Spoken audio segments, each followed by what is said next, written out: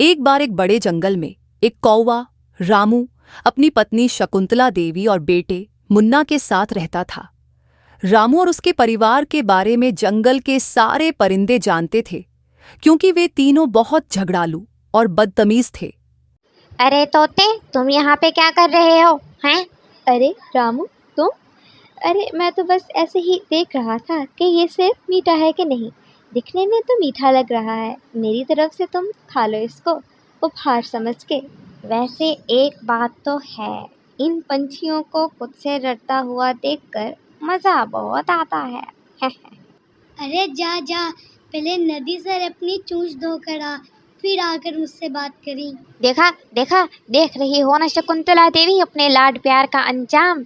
बाप से कैसे बात कर रहा है। अभी तो चपट लगाता हूँ, अकल ठिकाने है इसकी। अरे अरे अरे खबरदार, मेरे बेटे को आपने हाथ लगाया तो हाथ तोड़ के गले का हार बना दूंगी। हाँ, बस तुम्हारे इसी लाड प्यार ने इसको बिगाड़ के रखा है शकुंतला देवी। आज ये बाप से कैसे बात कर रहा है। अरे जाइए जाइए, कैसा, कहाँ का बाप? याद नहीं आप अपने बाबूजी से कैसे बात करते थे? मुन्ना, क्या तुम्हें पता है इन्होंने एक बार अपने बाबूजी को लाठी से पीट भी दिया था। बस माँ, मैं भी बड़ा होकर बाबूजी को लाठी से जोर जोर से पीटूंगा, ताकि इनकी अकल ठिकाने आ जाए। अरे शकुंतला देवी कुछ होश के नाखुन ले। बच्चे को क्या सिखा रही है, कुछ तो शर्म कर ले। बाप को पिटवाएगी क्या बच्चे के हाथों? मुन्ना घर से बाहर निकल गया और कबूतर काका के बेटे शानू के साथ खेलने लगा। चिड़िया उड़, तोता उड़, मैना उड़, गंदी आंखों वाले के बेटा उड़। क्या हुआ गंदी आंखों वाले के बेटे, तुम चुप क्यों हो गए? तुम्हारी हिम्मत कैसे हुई मुझे गंदी आंखों वाले का बेटा कहने की? अब गंदी आंखों वाले के बेटे को गंदी आंखों वाला नहीं कहूँगा तो क्या कहूँगा? मेरी बात सुन मुन्नी, लाडले होगे तुम अपने माता पिता के। अगर तुमने मेरे माता पिता के लिए कोई ऐसी बात की तो मैं तुम्हारा सिर गंदी फोड़ आंखों वाले दूंगा। का बेटा, गंदी आंखों वाले का बेटा, गंदी आंखों वाले का बेटा, गंदी आंखों वाले। ले ले ले ले, मेरी गंदी आंखों वाले के बच्चे को गुस्सा आ रहा है। बहस इतनी बढ़ गई कि शानू ने गुस्से में मुन्ना के सिर पर जोर से वार कर दिया। मुन्ना गिर पड़ा और उसके सिर से खून निकलने लगा। वह रोता हुआ घर पहुंचा और अपने माता पिता को बताया कि शानू ने उसे मारा। हाय दैया, ये क्या हो गया? क्या हो गया मेरे बच्चे को? अरे किसने मार डाला रे? कबूतर काका के बेटे शानू ने मुझको मारा। उस शानू की इतनी हिम्मत, उसने मेरे बेटे पे हाथ उठाया। मैं इसको नहीं छोड़ूंगा। यह सुनकर रामू और शकुंतला देवी गुस्से से भर गए।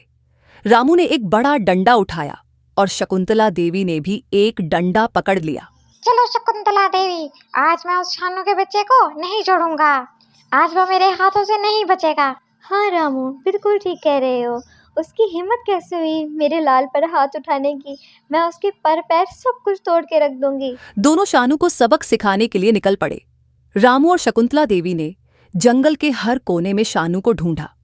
आखिरकार रामू की नजर शानू पर पड़ी, जो एक झाड़ी में छिपा हुआ था।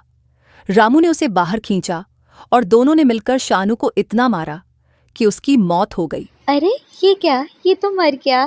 चलिए यहाँ से भाग चलते हैं, अगर हमें किसी ने देख लिया तो मसला हो जाएगा। जंगल के कुछ और परिंदे जो पास ही थे शोर सुनकर वहां पहुंचे। उन्होंने देखा कि शानू खून से लथपथ जमीन पर पड़ा था और रामू तथा शकुंतला देवी हाथों में डंडा लिए उसके पास खड़े थे। जब परिंदों ने यह देखा तो तुरंत शानू के माता पिता को जाकर बताया कि उनके बेटे को रामू और शकुंतला देवी ने मार डाला है। अरे मार डाला रे, जालिमों ने मेरे फूल जैसे बच्चे को मार डाला।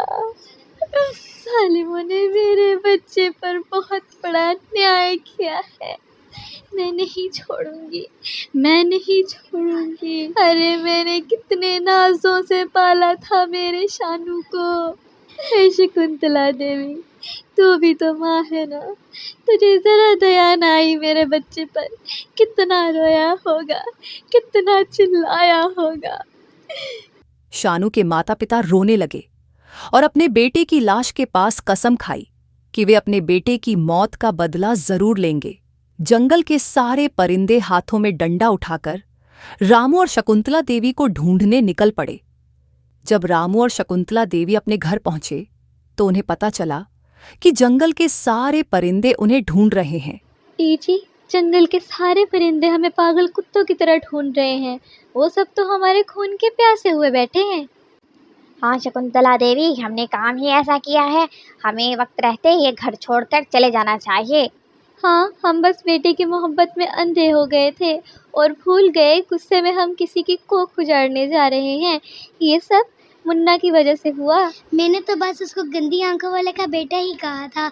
आप लोग अपनी मर्जी से गए थे, मैंने ये थोड़ी कहा था कि जाकर उसको जान से ही मार दो। जो भी था, अभी ये सब बहस करने का कोई फायदा नहीं है, हमें जल्द से जल्द ये जगह छोड़कर कहीं और जाना होगा। वे घर छोड़कर अपने रिश्तेदारों के यहाँ पनाह लेने चले गए, लेकिन कोई भी उन्हें शरण नहीं देता।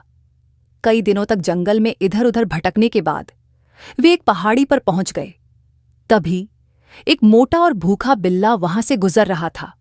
बिल्ला रामू और मुन्ना पर अचानक हमला कर देता है। एक ही वार में रामू और मुन्ना की मौत हो जाती है और शकुंतला देवी सिर्फ देखती रह जाती है। तभी जंगल के सारे परिंदे हाथों में डंडा लिए वहां पहुंचते हैं। जब वे वहां पहुंचते हैं तो देखते हैं कि रामू और मुन्ना पहले ही मर चुके हैं। परिंदे एक दूसरे से कहते हैं, अब इनसे बदला लेने की क्या जरूरत, जो होना था वह इन्हें मिल चुका है। इस तरह रामू और शकुंतला देवी के परिवार का अंत हो जाता है और परिंदे अपने जंगल में वापस शांति से रहने लगते हैं।